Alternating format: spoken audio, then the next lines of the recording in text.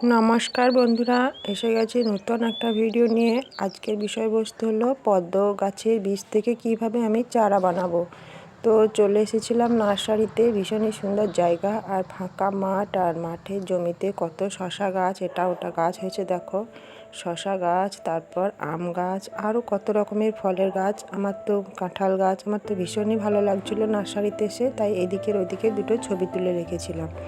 তো যাই হোক, আমি এখন চলে এসেছিলাম এই পদ্ম গাছের কাছে। পদ্ম গাছ দেখছিলাম নেব করে। পদ্ম গাছের লাগানোর হঠাৎ করে মাথায় শখ এসেছে যে পদ্ম গাছ লাগাবো, চাষ করব। তো তার জন্য চলে এসেছিলাম। নানান কালারের ছিল, কিন্তু এই সাদা ফুলটাই এখন ছিল গোলাপি কালারেরও পদ্ম, বেশ ভালো তরতাজা গাছ। দেখে তো আমার ভীষণই পছন্দ হয়েছিল। এই গামলার মধ্যে পদ্ম গাছ ছিল, কিন্তু যখনই এই গাছটা দেখার পর দাম জিজ্ঞেস করলাম, তো দাম শুনে তো মাথায় হাত, চক্ষু চড়ক গাছ। তো এত সুন্দর গাছ যখন, তখন দাম তো নিশ্চয়ই নেবে। তো এত বড় বড় এই গামলা সমেত গাছগুলো 700-800 এরকম দাম বলছিল।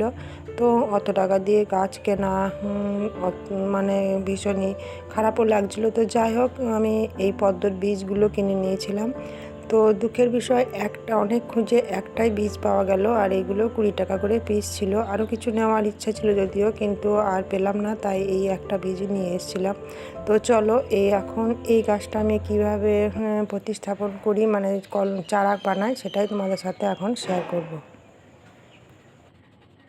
আর পদ্মর বীজ ছাড়াও পদ্মর গাছ তোমার বাল্ব থেকে হয়, যেটা ওই ভিতরে গোড়ার মধ্যে থাকে।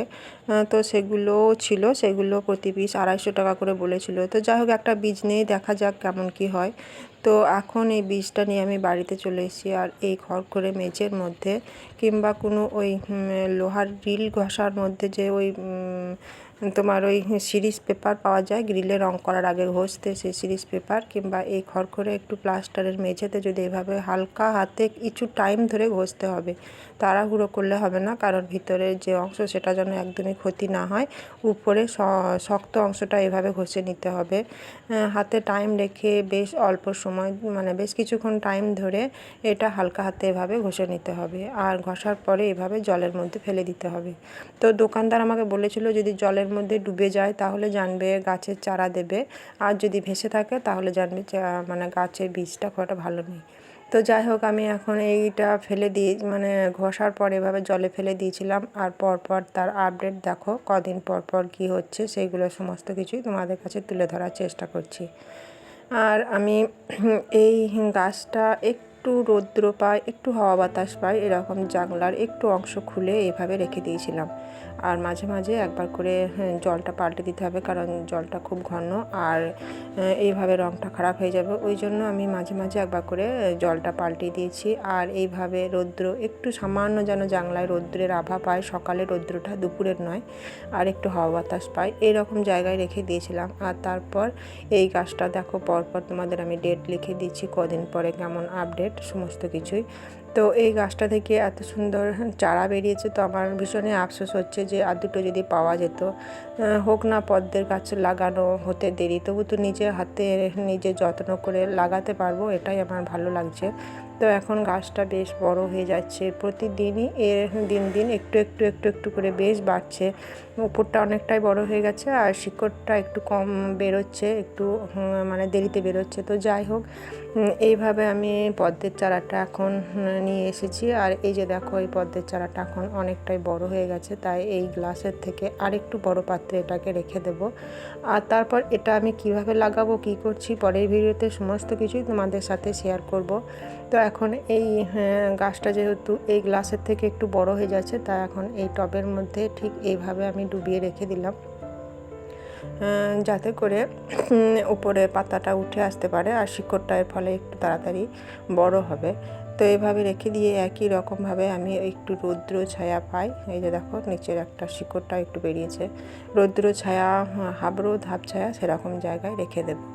আর এরপর কি হয় পরের ভিডিওতে অবশ্যই তোমাদের সাথে শেয়ার করব। তোমরা আমার ভিডিও দেখো, আর সেই সঙ্গে আমার সমস্ত পুরনো বন্ধুদের আমি অনেক অনেক ভালোবাসা জানাই। তোমাদের সকলেই সুস্থ থাকো, এইটুকু কামনা। আর নার্সারি যখন গিয়েছি তখন তার সাথে কিছু ডালপালা আনবো না সেটা তো হয় না, কিছু ইনডোর প্ল্যান্টের গাছপালা ছিল। এই যে দেখো এগুলো একটু একটু করে নিয়ে এসেছিলাম আর এগুলো সাথে এখানে বসিয়ে দিয়েছি। এই প্ল্যান্টগুলো কিন্তু অনেক দাম, আমি একটু একটু করে ডগা কেটে নিয়ে এসেছিলাম, এগুলো এখন এখানে বসিয়ে দিয়েছি। ইনডোর প্ল্যান্ট লাগাতেও আমার ভীষণ ভালো লাগে, ব্যালকনিতে একটু ইনডোর প্ল্যান্ট না থাকলে ভালোও লাগে না। তো আমার ইনডোর প্ল্যান্ট এগুলো আগের থেকেই ছিল, তোমরা আগের ভিডিও দেখেছো অবশ্যই। এই যে দেখো, আসলে গাছপালার সঙ্গে থাকতে আমার ভীষণই ভালো লাগে, ওই জন্য আমি একটু গাছপালা পছন্দ করি। বাড়ির মধ্যে নানা রকমের গাছপালা, এটা স্নেক প্ল্যান্ট, আরও সব নানা রকমের প্ল্যান্ট, অত নামগুলো অত এখন জানা নেই। আর এখানে দেখো এর মধ্যে রয়েছে একটা কুলেখাড়ার পাতা, আগের ভিডিওতেও দেখেছো। তো যাই হোক, সমস্ত গাছপালাদের কেমন লাগছে অবশ্যই জানিও, ইনডোর প্ল্যান্টগুলো কেমন হয়েছে সেটাও জানিও। আর এদিকে পদ্মের আপডেটও তোমাদের পরপর চলে আসবে। আর এখানে কিছু ওই রসভরি বা ওই পটপটি ফলের গাছের চারা করেছিলাম, আর এখানে লাল ডাঁটা, এই সমস্ত চারাগুলো করা হয়েছিল। তো আজকে ভিডিওটা এই পর্যন্তই, এখন আসি, নমস্কার।